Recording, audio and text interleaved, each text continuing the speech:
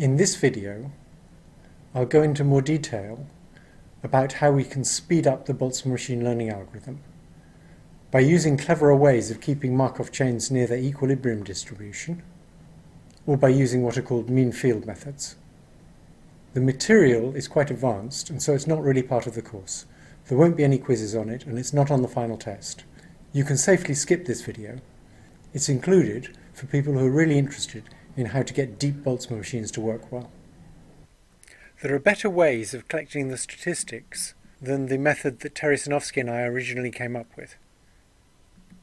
If we start from a random state, it may take a long time to reach thermal equilibrium. Also, there's no easy tests for whether you've reached thermal equilibrium, so we don't know how long we need to run for. So the idea is, why not start from whatever state you ended up in last time you saw that particular data vector? So we remember the interpretation of the data vector in the hidden units, and we start from there. This stored state, the interpretation of the data vector, is called a particle. Using particles that persist gives us a warm start, and it has a big advantage. If we were at equilibrium before, and we only updated the weights a little bit, it'll only take a few updates of the units in a particle to bring it back to equilibrium. We can use particles for both the positive phase, when we have a clamped data vector, and for the negative phase, when nothing is clamped. So here's the method for collecting statistics introduced by Radford Neal in 1992. In the positive phase, you have a set of data-specific particles, one or a few per training case, and each particle has a current value that's the configuration of the hidden units, plus which data vector it goes with. You sequentially update all the hidden units a few times in each particle, with the relevant data vector clamped. And then for every connected pair of units, you average the probability of the two units being on over all these particles. In the negative phase, you keep a set of fantasy particles. That is, these are global configurations. And again, after each weight update, you sequentially update all the units in each fantasy particle a few times. Now you're updating the visible units as well. And for every connected pair of units, you average SISJ over all the fantasy particles. The learning rule is then the change in the weights is proportional to the average you got with data, averaged over all training data, and the average you got with the fantasy particles when nothing was clamped. This works better than the learning rule that Terry Sinofsky and I introduced, at least for full batch learning. However, it's difficult to apply this approach to mini-batches. And the reason is that by the time we get back to the same data vector, if we're using mini-batch learning, the weights will have been updated many times. So the stored data-specific particle for that data vector won't be anywhere near thermal equilibrium anymore. The hidden units won't be in thermal equilibrium with the visible units of the particle, given the new weights. And again, we don't know how long we're going to have to run for before we get close to equilibrium again. So we can overcome this by making a strong assumption about how we understand the world. It's a kind of epistemological assumption. We're going to assume that when a data vector is clamped, the set of good explanations, that is, states of the hidden units that act as interpretations of that data vector, is unimodal. That means we're saying that for a given data vector, there aren't two very different explanations for that data vector. We assume that for sensory input, there's one correct explanation, and if we have a good model of the data, our model will give us one energy minimum for that data point. This is a restriction on the kinds of models we're willing to learn. We're going to use a learning algorithm that's incapable of learning models in which a data vector has many very different interpretations. Provided we're willing to make this assumption, we can use a very efficient method for approaching thermal equilibrium, or an approximation to thermal equilibrium, with the data. It's called a mean field approximation.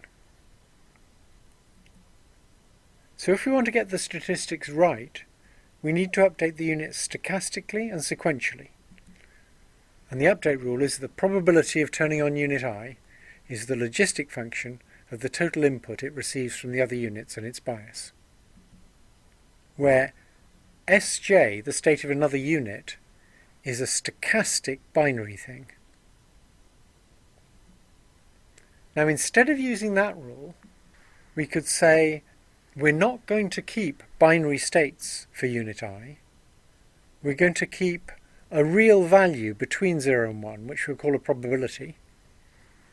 And that probability at time t plus 1 is going to be the output of the logistic function, when what you put in is the bias and the sum of all the other probabilities at time t times the weights. So we're replacing this stochastic binary thing by a real value probability. And that's not quite right, because this stochastic binary thing is inside a nonlinear function. If it was a linear function, things would be fine. But because the logistic's nonlinear, we don't get the right answer when we put probabilities instead of fluctuating binary things inside. However, it works pretty well. It can go wrong by giving us biphasic oscillations, because now we're going to be updating everything in parallel.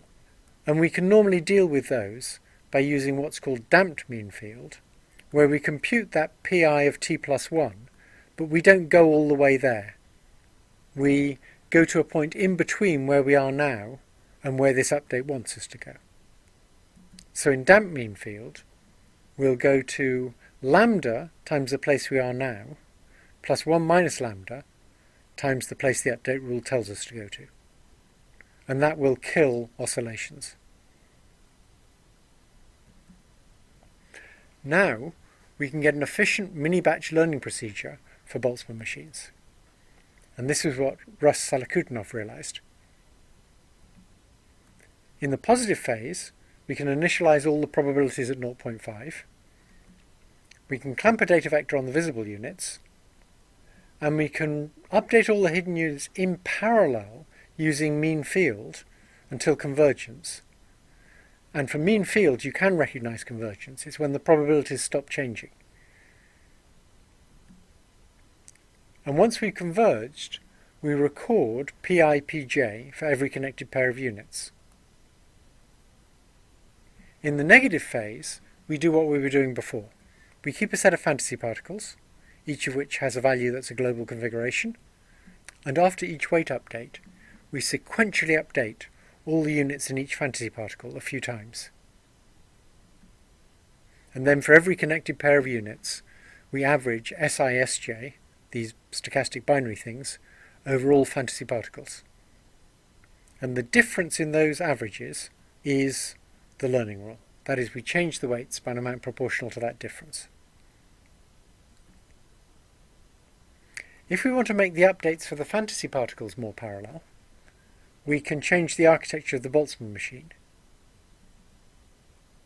So we're going to have a special architecture that allows alternating parallel updates for the fantasy particles. We have no connections within a layer, and we have no skip layer connections, but we allow ourselves lots of hidden layers. So the architecture looks like this. We call it a deep Boltzmann machine, and it's really a general Boltzmann machine with lots of missing connections. All those skip layer connections, if they were present, we wouldn't really have layers at all. It would just be a general Boltzmann machine. But in this special architecture, there's something nice we can do. We can update the states of, for example, the first hidden layer and the third hidden layer, given the current states of the visible units and the second hidden layer. And then we can update the states of the visible units and the second hidden layer, and then we can go back and update the other states, and we can go backwards and forwards like this, and so we can update half the states of all the units in parallel, and that'll be a correct update. So one question is, if we have a deep Boltzmann machine like that, trained by using mean field for the positive phase, and updating fantasy particles by alternating between even layers and odd layers for the negative phase, can we learn good models of things like the MNIST digits, or indeed of more complicated things?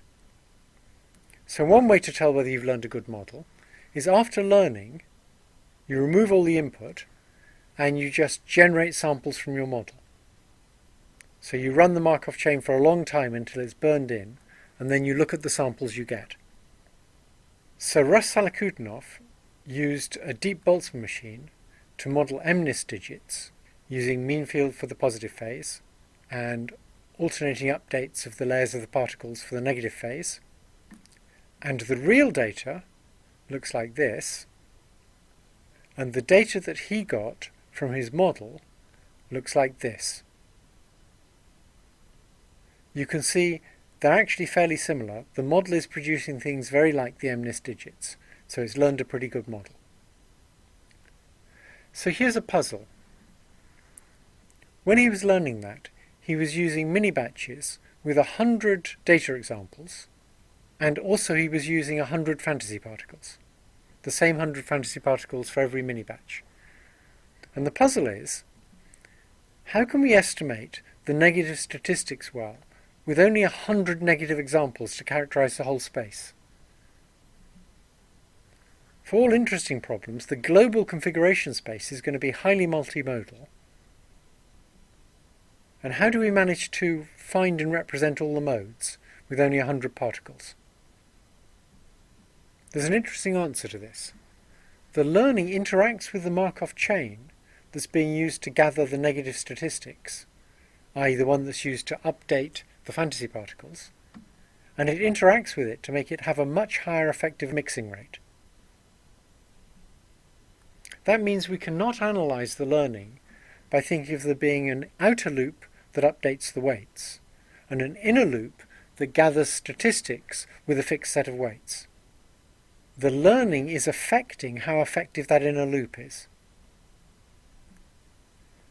The reason for this is that whenever the fantasy particles outnumber the positive data, the energy surface is raised, and this has an effect on the mixing rate of the Markov chain. It makes the fantasies rush around hyperactively, and they move around much faster than the mixing rate of the Markov chain defined by the current static weights. So here's a picture that shows you what's going on. If there's a mode in the energy surface that has more fantasy particles than data, the energy surface will be raised until the fantasy particles escape from that mode. So the mode on the left has 4 fantasy particles and only 2 data points. So the effect of the learning is going to be to raise the energy there. And that energy barrier might be much too high for our Markov chain to be able to cross, so the mixing rate will be very slow. But the learning will actually spill those red particles out of that energy minimum by raising the minimum. It'll get filled up and the fantasy particles will escape and go off somewhere else, to some other deep minimum. So we can get out of minima that the Markov chain would not be able to get out of, at least not in a reasonable time. So what's going on here is the energy surface is really being used for 2 different purposes. The energy surface represents our model, but it's also being manipulated by the learning algorithm to make the Markov chain mix faster, or rather to have the effect of a faster mixing Markov chain. Once the fantasy particles have filled up one hole, they'll rush off to somewhere else and deal with the next problem. An analogy for them is that they're like investigative journalists who rush in to investigate some nasty problem. As soon as the publicity has caused that problem to be fixed, instead of saying, okay, everything's okay now, they rush off to find the next nasty problem.